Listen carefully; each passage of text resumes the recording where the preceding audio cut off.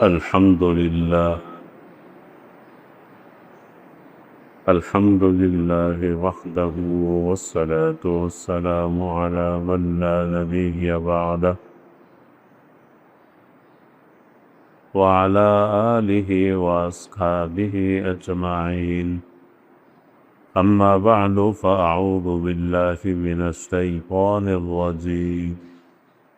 بسم الله الرحمن الرحيم. وإذ جعلنا البيت مثابة للناس وأمنا واتخذوا من مقام إبراهيم مصلى. وقال النبي صلى الله تعالى عليه وسلم: تابعوا بين الحج والعمرة فإنهما ينفيان الفقر والذنوب كما ينفي الكير خبث الحديد، أو كما قال النبي صلى الله عليه وسلم. صدق الله العظيم وصدق رسوله النبي الكريم، ونحن على ذلك لمن الشاهدين والشاكرين، والحمد لله رب العالمين. میری طلب بھی اسی کے کرم کا صدقہ ہے، میری طلب بھی اسی کے کرم کا صدقہ ہے، قدم یہ اٹھتے نہیں اٹھائے جاتے ہیں. تمام احباب ایک بار درود شریف پڑھیں. اللہم صلی علی محمد وعلی آل محمد كما صليت على إبراهيم وعلى آل إبراهيم إنك حميد مجيد. اللهم بارك على محمد وعلى آل محمد كما باركت على إبراهيم وعلى آل إبراهيم إنك حميد مجيد. میرے محترم دوستو، عزیز بھائیو،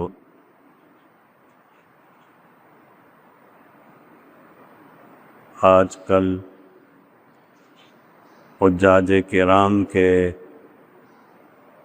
حج پر جانے کے اسفار ہیں. ہر طرف سے آوازیں آ رہی ہیں کہ فلاں صاحب حج پر چلے گئے، فلاں صاحب حج پر چلے گئے، فلاں صاحب حج پر چلے گئے. اللہ تعالی ہمیں بھی نصیب فرمائے. حضرت شیخ الحدیث حضرت مولانا محمد زکریا رحمۃ اللہ علیہ نے غالباً ایک شعر لکھا ہے کہ راہ طیبہ کا مسافر جو کوئی پاتا ہوں، راہ طیبہ کا مسافر جو کوئی پاتا ہوں، حسرت ہوتی ہے وہ گیا میں رہ جاتا ہوں. تو اللہ رب العزت تمام حجاج کرام کے حج کو، ان کی عبادات کو قبول فرمائے. ابھی حرمین شریفین کی مقبول حاضری بار بار نصیب فرمائے. اللہ رب العزت قرآن پاک میں فرماتے ہیں وَإِذْ جَعَلْنَا الْبَيْتَ مَثَابَةً لِلنَّاسِ، ہم نے خانہ کعبہ کو لوگوں کے لیے مثابہ بنایا. مثابہ کا مطلب ہے بار بار آنے کی جگہ، بار بار آنے کی جگہ. اور واقعی خانہ کعبہ بار بار آنے کی جگہ ہے. بار بار دل کرتا ہے کہ جاؤں. بعض لوگ کبھی کبھی زبان سے نکالتے ہیں کہ اے اللہ ایک بار حرم کی حاضری نصیب فرما دے. ایک بار یوں کہیں اے اللہ بار بار حرمین شریفین کی زیارت نصیب فرما، اس لیے کہ اللہ نے خود خانہ کعبہ کو کہا ہے مثابہ، بار بار آنے کی جگہ، بار بار پہنچنے کی جگہ۔ اور دنیا میں کوئی کتنا ہی خوبصورت تفریحی مقام کیوں نہ ہو، بندہ ایک بار جائے گا، 2 بار جائے گا، 3 بار جائے گا، اس کے بعد اکتا جائے گا، دل نہیں کرے گا جانے کو۔ لیکن ایک وہ واحد مقام ہے حرمین شریفین، جن کی زیارت کو ہر بار دل کرتا ہے۔ کبھی بھی مومن کا دل حرمین شریفین سے اکتاتا نہیں ہے، بلکہ جو ایک بار دیکھ لے اور اس زیارت کا لطف اٹھا لے، مزہ حاصل ہو جائے، تو پھر دل کو سکون ہی نہیں آتا، دل کرتا ہے کہ بار بار جاؤں، بار بار جاؤں، ہر سال جاؤں، کئی بار جاؤں۔ کیوں؟ اللہ نے خود قرآن پاک میں فرمایا ہے مثابہ، بار بار آنے کی جگہ۔ اور حدیث شریف میں ہے حضور نبی پاک صلی اللہ علیہ وسلم نے فرمایا تابعوا بین الحج والعمرہ، حج اور عمرہ مسلسل کیا کرو، اور عمرہ مسلسل کیا کرو، فَإِنَّهُمَا يَنْفِيَانِ الْفَقْرَ وَالذُّنُوبَ، اس لیے کہ حج اور عمرے پر مسلسل جانا یہ فقر و فاقہ کو بھی ختم کرتا ہے، گناہوں کو بھی ختم کرتا ہے۔ کما ینفی الکیر خبث الحدید، جیسا کہ آگ کی بھٹی ہوتی ہے، اس میں جو لوہا ڈالا جاتا ہے تو وہ لوہے کے میل کچیل کو، زنگ کو، اس کو ختم کر دیتی ہے۔ تو فرمایا حج اور عمرے پر جانا، بار بار جانا، مسلسل جانا، گناہوں کو اس طرح ختم کر دیتا۔ اور جیسا کہ ایک روایت میں العمرہ الی العمرہ، ایک عمرے سے دوسرے عمرے تک، دوسرے والا عمرہ پہلے والے عمرے اور دوسرے والے عمرے کے درمیان کے گناہوں کے لیے کفارہ بن جاتا ہے۔ تو حدیث شریف میں کیا سمجھایا گیا کہ حج اور عمرہ کرنے سے فقر و فاقہ بھی ختم ہوگا، معیشت اچھی بنے گی، رزق میں برکت آئے گی، مال بڑھے گا، فقر و فاقہ ختم ہوگا، گناہ بھی دھلیں گے۔ مسلسل حج اور عمرہ کرو۔ یہی وجہ ہے کہ ہمارے بزرگ بار بار حج اور عمرے کی کوشش کرتے تھے۔ امام ابو داود رحمۃ اللہ علیہ نے ایک واقعہ اور ایک حدیث نقل کی ہے۔ ایک محدث ہیں، وہ فرماتے ہیں کہ ایک صحابی تھے دیہات کے رہنے والے، شیخ، مجھے انہوں نے ایک حدیث بیان کی، اور وہ حدیث کیا تھی کہ جو شخص قرآن پاک کی سورت والتین والزیتون پڑھے اور اس کے آخر میں آتا ہے الیس اللہ باحکم الحاکمین، تو اسے چاہیے کہ اس آیت کو پڑھنے کے بعد یوں کہے بلا وانا علی ذلک من الشاہدین۔ حدیث شریف کا مفہوم ہے، آیت کا مطلب ہے کہ کیا اللہ احکم الحاکمین نہیں ہے؟ تو آپ صلی اللہ علیہ وسلم نے فرمایا آپ جواب میں یوں کہیں بلا، کیوں نہیں، اللہ احکم الحاکمین ہے، اور میں اس پر گواہی دینے والوں میں سے ہوں۔ یہ حدیث ہے۔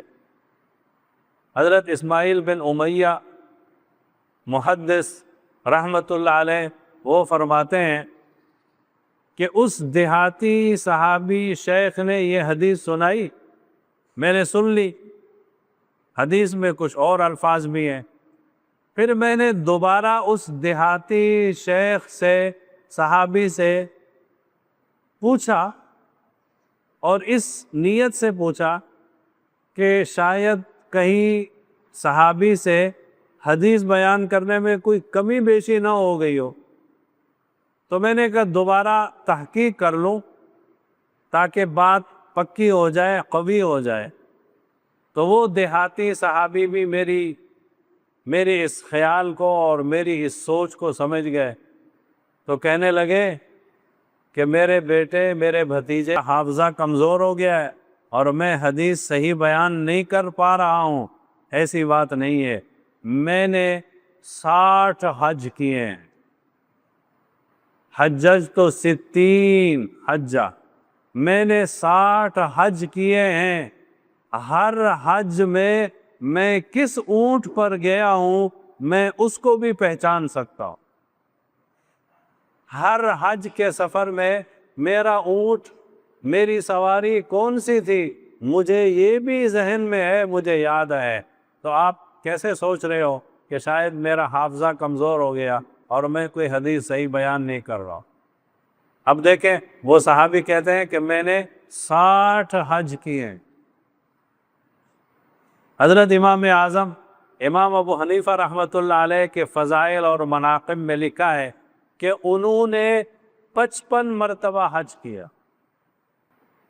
امام ابو حنیفہ رحمۃ اللہ علیہ فرماتے ہیں کہ میری عمر 16 سال تھی، میں اپنے والد ثابت رحمۃ اللہ علیہ ان کے ساتھ حج پر گیا، اور جب ہم مسجد الحرام میں پہنچے تو میں نے دیکھا ایک مجلس لگی ہے، ایک حلقہ لگا ہوا ہے۔ تو میں نے ابا جان سے پوچھا کہ ابا جان یہ حلقہ کس کا ہے اور یہ شیخ کون ہے؟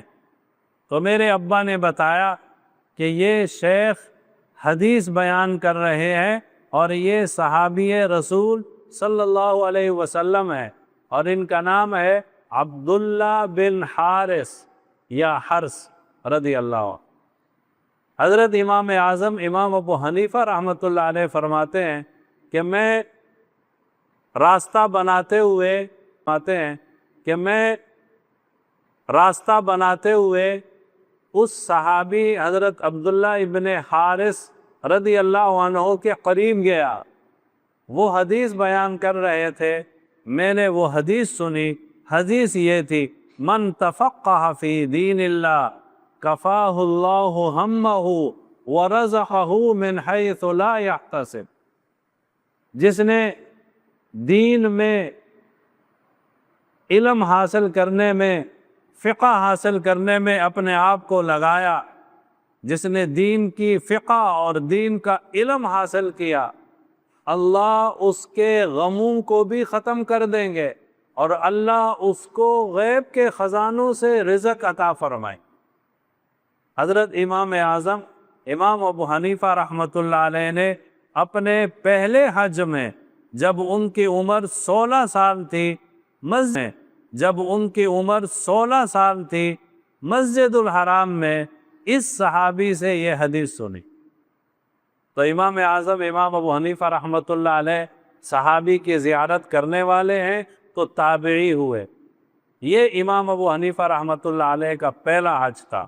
اس کے بعد فرماتے ہیں کہ زندگی کا کوئی سال تقریباً حج سے خالی نہیں گیا۔ اکثر امام ابو حنیفہ رحمۃ اللہ علیہ نے اس کے بعد حج کیے ہیں۔ تو لکھا ہے کہ تقریباً 55 حج امام ابو حنیفہ رحمۃ اللہ علیہ۔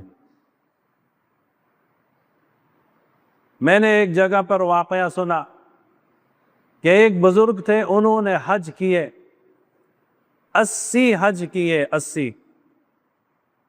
جب 80واں حج کر لیا تو دل میں خیال آیا کہ بس کر، اب تو نے بہت حج کر لیا، اب پتہ نہیں اگلے سال حج پہ آ بھی سکے گا یا نہیں،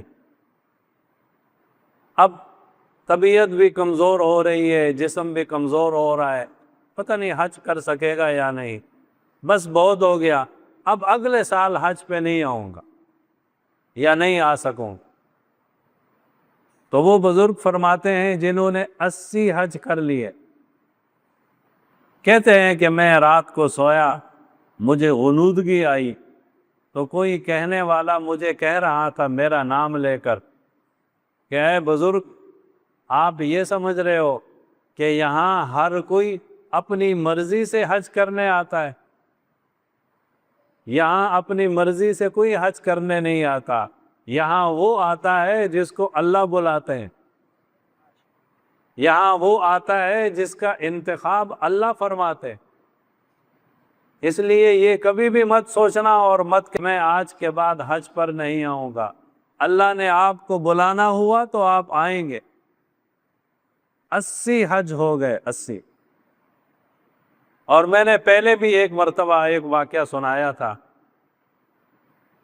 کہ ایک ڈاکٹر صاحب سے میری ملاقات ہوئی، مجھے خود انہوں نے یہ واقعہ سنایا کہ مدینہ منورہ میں ایک بزرگ مدینہ میں رہنے والے، ان سے میں ملا رمضان المبارک میں، تو ملاقات ہوتی رہی، گفتگو ہوتی رہی، تو میں نے ان سے پوچھا، مدینہ منورہ میں وہ بزرگ رہتے تھے، میں نے پوچھا بزرگوں آپ کی عمر کتنی ہے؟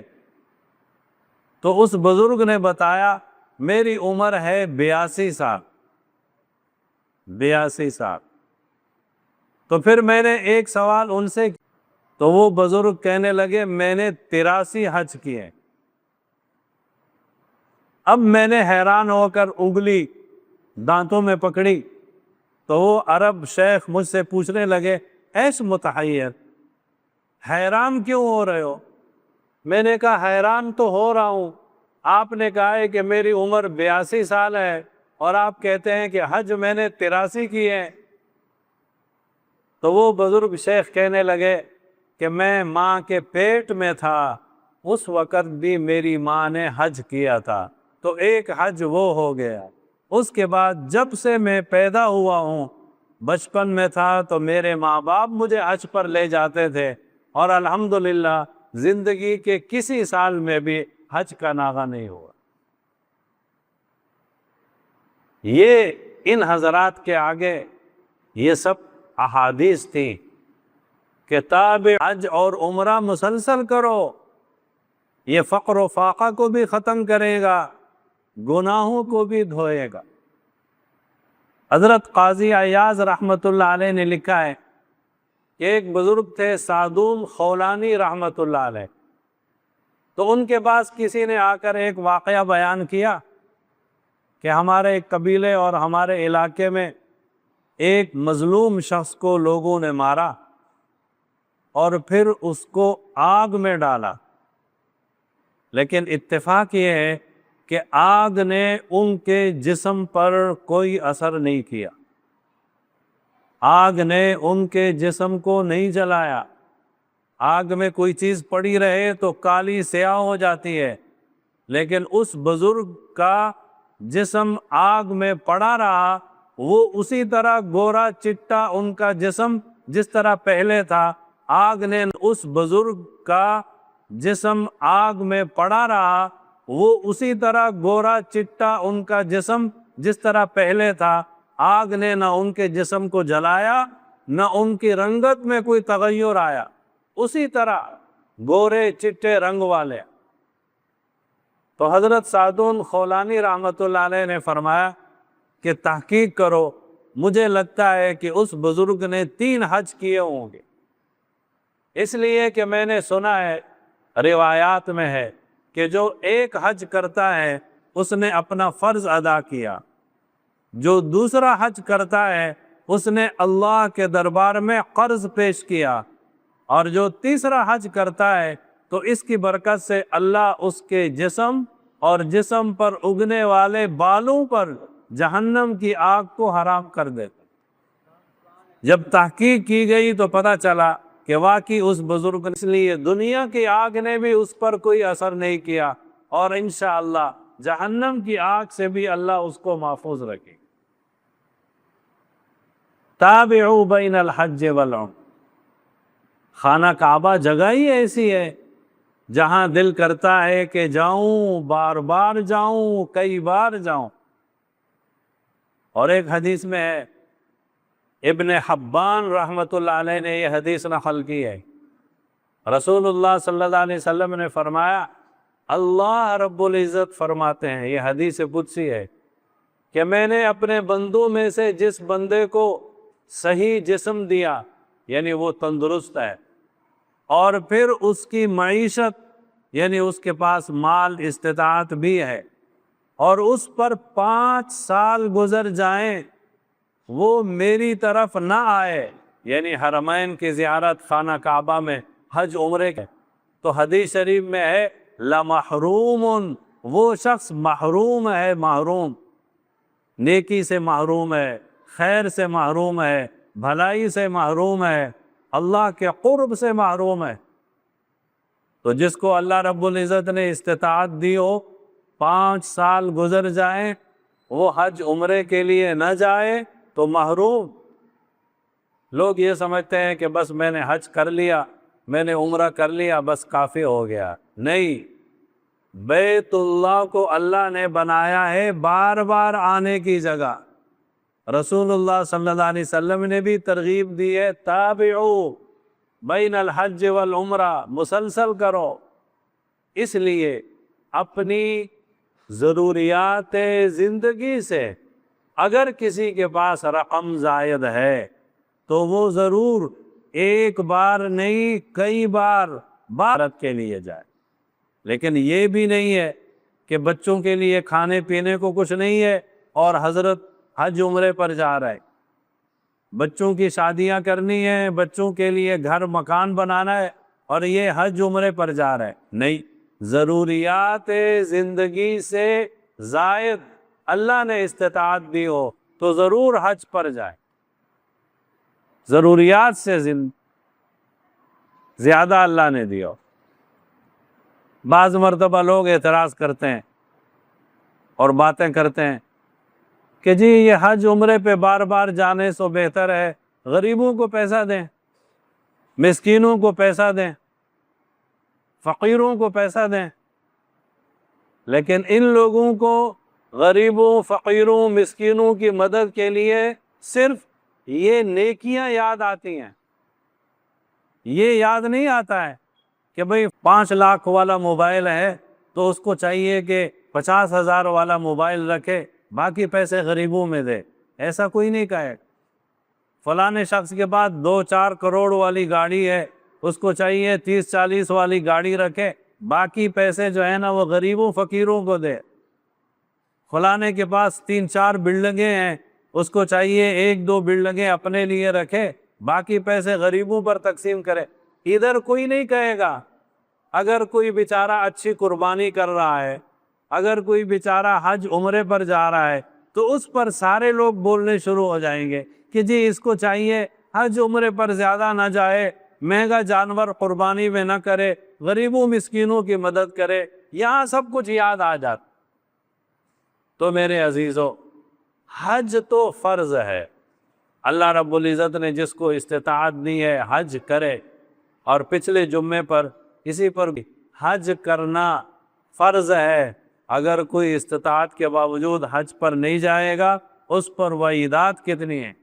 اور اگر کسی کے پاس حج کی استطاعت نہیں ہے، عمرے کی استطاعت ہے، تو بعض ائمہ کے نزدیک عمرہ کرنا واجب ہے اور بعض ائمہ کے نزدیک سنت مؤکدہ ہے۔